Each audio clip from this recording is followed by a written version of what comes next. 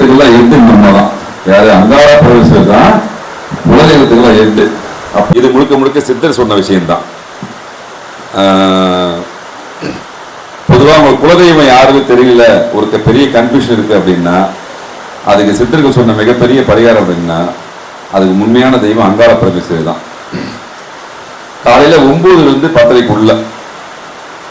9 to 10 வந்து என்னுடைய குலசாமி எது நீங்க காமிச்சு விடுன்னு சொல்லிட்டு தொடர்ச்சியா அங்காள பரமேஸ்வரி, அதுவும் சுயம்பு அம்மா வந்து கேட்டீங்கன்னா உங்க குலதெய்வம் எதுன்னு சொல்லிட்டு அந்த அம்மா காமிச்சு விட்டுருவாங்க. இது முக்கியமான பாயிண்ட். இது நாங்கள் பரிகாரம் சொல்லும் போது ஜாதக ரீதியாக அவங்க சொல்லக்கூடிய விஷயங்கள் அது இப்போ இந்த மண்ணில் சொல்லணும் விதிக்கப்பட்டிருக்கு சொல்றேன் ஒன்று. அதே மாதிரி இந்த அம்மாவுக்கு ராகு கால பூஜை செய்யும் போது நம்ம நண்பர்கள் எல்லாமே செய்யக்கூடிய ஒரு முக்கியமான சின்ன தவறுன்னு சொல்லலாம், தெரியலன்னு சொல்லலாம். அந்த டைம்ல போட்டு விளக்கேற்றி வந்துடுவாங்க. அந்த தவறு யாரும் செய்யாதீங்க. ராகு காலம் அந்த 1.5 மணி நேரம் முழுமையாக அந்த கோயில் இருக்க வேண்டும். முழுமையா 1.5 மணி நேரம் இருந்தால் மட்டும்தான் வந்து பலன் பூர்ணமாக கிடைக்கும். அதாவது 9 to 10 9 போடுறது, 9:45 போடுறது, 10 போடுறது இருக்கக்கூடாது. முழுமையாக அந்த ராகுகாலங்களுக்கு முடிஞ்ச பயன்படுத்தினா மட்டும்தான் உங்களுக்கு சர்ப்ப தோஷங்கள் மற்ற எந்த தோஷமாக இருந்தாலும் நிவர்த்தியாகும். அதே போலதான் அந்த காலையில் 9 to 10 அப்படின்றது இந்த அம்மாவுக்கு குலதெய்வத்துக்கெல்லாம் 8 நம்ம தான்.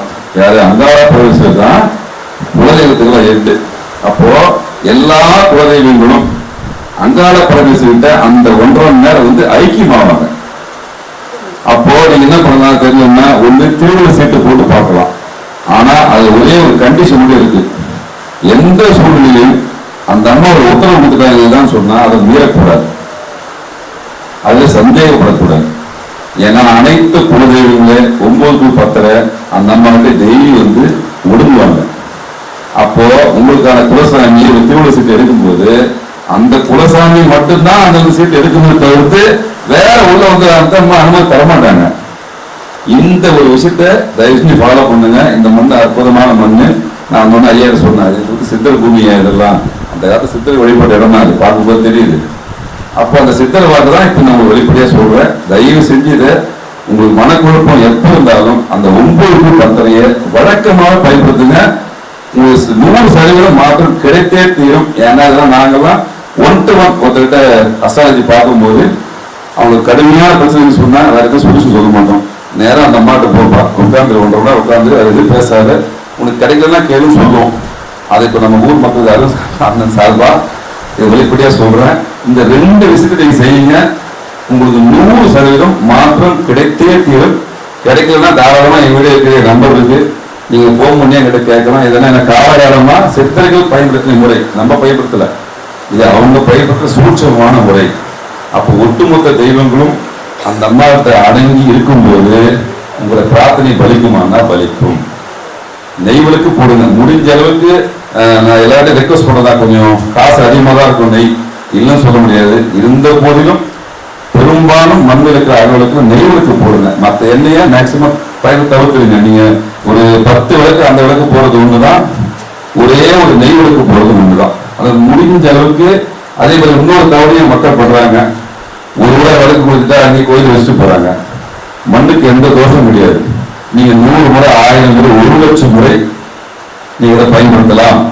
வேற ஏதாவது போட்டு போதா நம்ம தொட மாட்டோம். அது மண்ணுக்கு எந்த தோஷமும் கிடையாது. நீங்க அழகா தொடச்சிட்டு அந்த அம்மாவை நினைச்சிட்டு அதே விளக்குல நீங்க ஏற்றலாம். 100 முறை தான் பயன்படுத்தலாம். ஆனா அதை தயவு செஞ்சு வேஸ்ட் பண்ணாதீங்க. மண்ணை வந்து இயற்கையை அவமதிக்க கூடாது. ஒரே ஒரு விளக்கு ஏற்றுனீங்களா, திரும்ப மறுபடியும் வந்தீங்களா, அந்த இடத்துல வெந்த விளக்கா இருந்தாலும் அதை தொடச்சிட்டு ஒரு நீங்க படி போடுங்க, எந்த தவறும் கிடையாது. அம்மா அதெல்லாம் கோச்சிக்க மாட்டாங்க. இங்க நிறைய பேர் மக்களுக்கு என்னன்னா தெய்வம் தண்டிக்கும் தண்டிக்கிற, எந்த தெய்வம் உங்களை தண்டிக்கிறதுக்கான தெய்வமே கிடையாது. உங்களை திருத்தி வழிநடத்துறதுக்கு அவ்வப்போது எங்களுக்குள்ள சின்ன சின்ன ஆட்கள் வருவாங்க, ஒரு சின்ன சின்ன சமிக்கையை கொடுப்பாங்க. அதை நீங்க பயன்படுத்துறீங்கன்னா உங்களுக்கு பலிக்குமானா 100% பலித்தே தீரும். இதுல எந்த மாற்றமும் இல்லை. ஐயா எனக்கு அழைச்சாரு, நான் அதை எல்லாத்தையும் ஃபேஸ்புக்லாம் போட்டிருந்தேன். இவங்க கர்மயோகி சுதான்றவங்க சேலத்துல வந்திருக்காங்க. இவங்க ஒரு ஆன்மீக அஸ்ட்ராலஜர் தான். நம்ம அழைப்பிட்டு நானும் கூப்பிட்டேன், மற்றதான் நம்ம நல்லது வாங்க அப்படின்னு.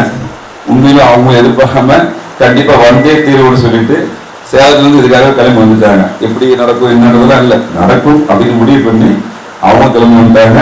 இந்த எல்லாருடைய சார்பிலையும் அந்த அம்மையும் வருது போறாரு. நன்றிமா. நன்றி. அப்ப இன்னொரு டவுட், இப்ப சொன்னீங்கல்ல குலதெய்வம் வந்து அங்காள பரமேஸ்வரி கும்பலான்னு. ஆமா. இதுக்கு குறிப்பிட்ட நாள் ஏதாவது இருக்கா இல்ல எந்த நாளும் கிடையாது. நீங்க எப்போ வேணா அந்த அம்மாட்ட வந்து எனக்கு தெரியலன்னு வேண்டி நிக்கணும். சந்தேகம் இருந்தா திருவிழா செட்டு எவ்வளவு உங்களுக்கு குலசாமி என்னென்ன லிஸ்ட் தெரியுமோ, ஒண்டிமுனி, மதுரை வீரன், முனீஸ்வரன், காலபைரவர், நரசிம்மர், பெருமாள், யாரெல்லாம் நினைக்கிறீங்களோ எல்லாத்தையும் போட்டு திருவிழா செட்டு போட்டீங்கன்னா அந்த இடத்துல அவங்க மட்டும்தான் எடுத்து கொடுப்பாங்க, ஏற்ற மாட்டாங்க. இது வந்து உடனே நடக்கக்கூடிய விஷயம் அப்படிதானே? அந்த 9 to 10 நீங்க வந்து வேணும்னு சொல்லிட்டு சீட்டு வந்துச்சுன்னா நம்பணும். அதை மாற்றாக நடக்கவே கூடாது. நடந்தா அது நம்ம சொல்ல முடியாது, நடக்க கூடாது. அப்படி உறுதியா தெரிஞ்சுன்னா போட்டு பாத்தீங்கன்னா வந்துடும். இல்லைன்னா அந்த விஷப்பட்சத்துக்கு இறங்காதுங்க. ஆனா கண்டிப்பா செய்ய நினைச்சீங்கன்னா அந்த சீட்ல வருது 500% மாறவே மாறாது. ஏன்னா இந்த எல்லைக்குள்ள வேற ஒருத்தர் அவங்க அலோவ் பண்ண மாட்டாங்க. அவங்க சாமி குலசாமி மட்டும்தான் வந்து நிக்குமே தவிர்த்து புதுசா வேற ஒரு கேரக்டர் என்ட்ரி ஆகிறதுக்கெல்லாம் நம்ம அலோவ் பண்ண மாட்டாங்க. நம்பி குலசாமி தெரியாதவங்க ஃபாலோ பண்ணுங்க. அந்த டைம்ல நீங்க எதை வேண்டுனாலும் அந்த குலசாமி இங்கதான் இருக்கும், உங்களை கைட் பண்ணும். அதே மாதிரி சப்தகன்னி மாதாக்கள் இங்கதான் இருந்தாலும் அவங்களையும் கூட சேர்த்து பயன்படுத்துங்க. இந்த 2 தெய்வமும் பிரதான தெய்வங்கள் மறந்துடாதீங்க.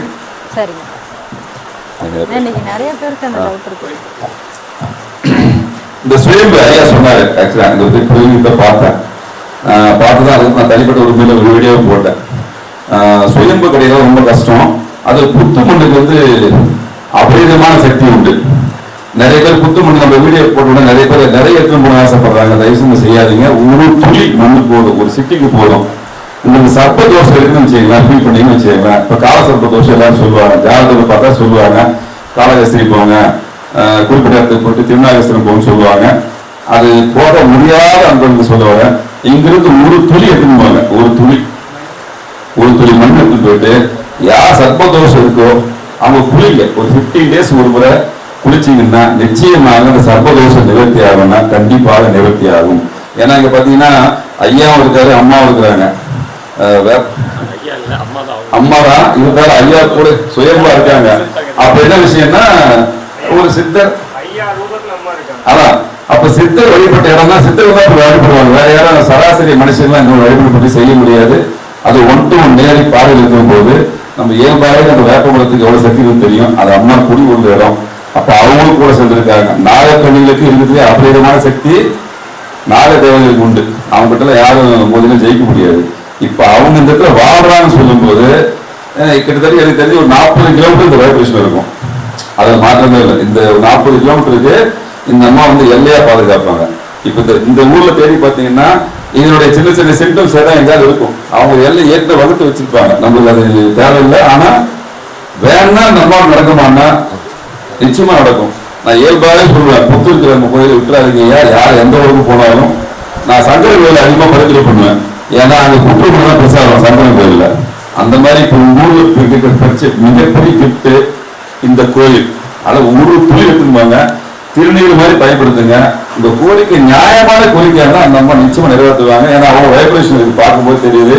இவ்வளவு பெரிய ஒரு அசாதாரண சூழ்நிலையும் யார் நடத்துவாங்கன்னா நியாயமாக அன்றைய காலத்தில் இருந்த எல்லாமே ஒரு முடிவு எடுத்துட்டாங்கன்னா எவ்வளவு பெரிய பிரச்சனை சூழ்ந்தாலும் அந்த யாகத்தை முடிச்சுதான் மறுவாழ பார்ப்பாங்க. அப்ப இந்த யாகத்தை இணைவு செய்யறதுக்கு பல அசுரர்கள், பல துர்தேவதைகள் எல்லாமே சூழ்ந்து வரும். அதையும் தாண்டி நின்று ஜெயிச்சிருவாங்க. அப்போ அந்த வெற்றிக்கான வழி இந்த யாகம் சுபமாக முடிந்ததுன்னா அப்ப என்ன அர்த்தம்? அப்ப நல்ல சக்தியில் இயல்பாக இந்த இடத்துல கூடிய ஈஸியா புரிஞ்சுக்கலாம். நான் எடுத்து அதான் பேசியிருந்தோம். அந்த காலத்துல அசுரர்கள் தேவர்கள் பார்த்தா யாகம் நடத்துவாங்க. அசுரர்கள் யாகத்தை தடை பண்றதுக்கு என்னென்ன பண்ணணுமோ எல்லாத்தையும் பண்ணுவாரு. ஆனாலப்பட்ட விஸ்வாமத்தில யாரை கூட்டு போனாரு? ஸ்ரீ ராமபிரான் கூட்டு போனாரு. எவ்வளவு பிச்சையா இருந்தாலும் நீ வந்து கொஞ்சம் பார்த்து வைப்பான்னு சொல்லிட்டு அவர் இடத்துல யாகத்தையே கூட்டு போனாரு. அப்ப யாகத்தை எவ்வளவு வலிமை இருக்கும். அப்போ புண்ணிய ஆத்மாக்கள் எல்லாம் ஒன்னா சேர்றதுனா யாகம் போயிடும், பலிப்படம் சொல்லுவோம். பலின்னா நம்ம அழகாலத்து பலிபடம் தான் பலி. ஆனா இவ்வளவு பேர் வந்திருக்கீங்க, அவங்களே இதுக்கு முழுக்க காரணம் ஐயா தான். ஏன்னா அவர் ரொம்ப வற்புறுத்தி கூப்பிட்டாரு, கண்டிப்பா வந்தாங்கன்னு. நான் அம்மா ப்ரோக்ராமு சரி ஆயிருந்தாலும் நான் வடம் கொடுக்க சொல்லிட்டு நம்மளுக்கு கட்சி எங்களுக்கு கட்சி பாக்கியம் தான். அவர் கூப்பிடுறது முக்கியம் இல்லை. எங்களுக்கு உண்மையில இறைவன் ஏதோ அப்பப்போ சின்ன சின்ன விஷயத்தை கொஞ்சம் காமிப்பாரு. அப்ப எங்களுக்கு பெரிய பாக்கியமா நினைப்போம். பரவாயில்ல, என்ன அந்த உங்க லிஸ்ட்ல ஏதோ ஒரு நேரத்தை எழுதி வச்சுக்கப்பா. அப்போ உங்களுடைய லிஸ்ட்ல நாங்க இருக்கிறது வந்து மிகப்பெரிய பெருமை தான். அதுக்கப்புறம் நடக்கிறதுல நல்ல விஷயம். நீங்க சேர்த்து வச்சுக்கிற புண்ணியன்றது இதுதான் புண்ணியம். அவர் இப்ப 100 பேர் கூப்பிட்டு உங்களுக்கு இந்த விஷயத்தான் யாரத்துல கலந்து இந்த அம்மா பார்த்து நாட்டில் மாற்றம் கிடைக்குமானா நிச்சயமா கிடைக்கும். நான் உறுதியா சொல்லுவேன், கெட்ட கனவு வராது. இந்த அம்மாட்ட வரும்போது முதல் விஷயம், உங்களுக்கு அமானுஷம் சார்ந்த விஷயங்கள் வந்து ஒரு ரிலீஃப் கிடைக்குமானா இந்த அம்மா அந்த அங்காள வரும்போது அமானுஷ விஷயம் தொந்தரவு பண்ணாது. சர்ப்பங்களுக்கு நீ வேண்டி நின்னா சர்ப்பம் உங்க கண்ணில் படாது. தொந்தரவு செய்யாதம்மா அப்படின்னு சொன்ன அம்மாட்ட கேட்டீங்கன்னா உங்க கண்ணில் அது படாது. இவ்வளவு விஷயம் நடக்கிறது சாத்தியாருன்னா அந்த அம்மா அதுவும் புற்று சுயம்பா இருக்காங்க. தயவு செஞ்சு உங்களுக்கு பெரிய நல்ல பலம் பயன்படுத்தியாங்க. நான் இங்க வந்து உட்காந்து வேற நிகழ்வுதான் ஞாபகம் வந்துச்சு, அடுத்தடுத்து நம்ம இதெல்லாம் பண்ணுவோம், ஃபியூச்சர்ல இவ்வளவு நல்ல இடம் இருக்குன்னு சொல்லிட்டு என் மனசுல கணக்கு போட்டுதான். அப்போ சித்தர்கள் சொன்ன விஷயத்த இந்த பதிவு பண்ணி ஆகணுன்றதுக்காக அந்த விஷயத்தை பதிவு பண்ணிட்டேன். நான் அடுத்த முறை வரும்போது நிச்சயமாக எனக்கு ரிசல்ட் சொல்லணும். 100% அதுக்கு ரிசல்ட் கிடைச்சே தீரும். இதை மாற்ற முடியாது. ரொம்ப நன்றி. ஆக்சுவலாக நான் சேலத்துலேருந்து கிளம்பும்போது பார்த்தீங்கன்னா நம்பிக்கையே இல்லை, ரொம்ப மழை பெஞ்சிட்டே இருந்துச்சு. வரமாட்டோன்னு தான் நினச்சேன். 3 மணிக்கு தான் 3:30 மணிக்கு தான் நான் வந்து கிளம்புனேனே. ஐயோ நம்ம இவ்வளோ லேட்டாக போகிறோமே, யாகத்தில் கலந்துக்க முடியுமா என்னன்னு தெரியல அப்படின்னு அப்பாவுக்கு ஃபோன் பண்ணால் எல்லாமே அங்கங்கே பிளாக் ஆகி நிற்கிறாங்க, இன்னும் போகலை, இடத்துக்கு போய் சேரலை அப்படின்னோடனே சரி எது வேணால் நடக்கட்டும், இடத்துக்கு போய் முதல்ல நம்ம சாமியை பார்த்துருவோம், அதுக்கப்புறமா எதுவாக இருந்தாலும் பார்த்துக்கலான்னு வந்தேன். அதே மாதிரியே நான் வந்ததுக்கு அப்புறம் தான் யாகவே நான் பார்த்தேன். அப்பாவும் நானும் சேர்ந்து இந்த யாகத்தில் கலந்துக்கிட்டது எனக்கு ரொம்ப சந்தோஷமா இருக்குது. அதே மாதிரி நான் உள்ளே வந்த உடனே நான் கேட்டது ஒரே விஷயம்தான், என்ன ஏதோ காரணத்துக்காக இங்கே வர வச்சிருக்கீங்க, அது என்ன விஷயமா இருந்தாலும் சரி இன்னையிலேருந்து எனக்கு ஒரு நல்ல தொடக்கமாக இருக்கட்டும் அப்படின்னு தான் நான் அம்மாவை வேண்டிக்கிறேன். கண்டிப்பாக இன்னும் நிறையா தடவை இந்த கோவிலுக்கு வரணும்னு ஒரு வைப்ரேஷன் உள்ளே பூந்தோன்னே எனக்கு தெரிஞ்சது. ஒரு பழமையான கோவிலில் நுழைஞ்சா எப்படி ஒரு வைப்ரேஷன் இருக்குமோ அதே மாதிரியே அங்காளம்மன் கோவிலில் வந்து நுழைஞ்சோன்னே எனக்கு தோணுச்சு. ஸோ அதே தான் இப்போ அப்பாவும் சொன்னார். நாங்கள் அதான் பேசிக்கிட்டோம். அப்போ உள்ளே நுழைஞ்சோடனே இது சித்தர்கள் வழிபட்ட இடமா தான் இருந்திருக்கணும், அவங்க தான் இந்த மாதிரி வந்து வழிபடுவாங்க அப்படின்னு சொன்னாங்க. அது உண்மைதான்.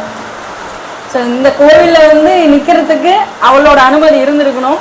அங்கே சேலத்துலேருந்து வரேன்னா கண்டிப்பாக இந்த ஊரில் இருக்கிற மக்கள் தான் ரொம்ப புண்ணியம் தான் பண்ணியிருக்கணும். அப்பா சொன்ன மாதிரி இங்கே இருக்கிற அந்த புத்து மண்ணை நீங்கள் வந்து யூஸ் பண்ணுங்கள், உங்களோட தோஷம் எதுவாக இருந்தாலும் விலகும் அப்படின்னு இந்த ஒரு இடத்துல நான் பதிவு பண்ணிக்கிறேன்.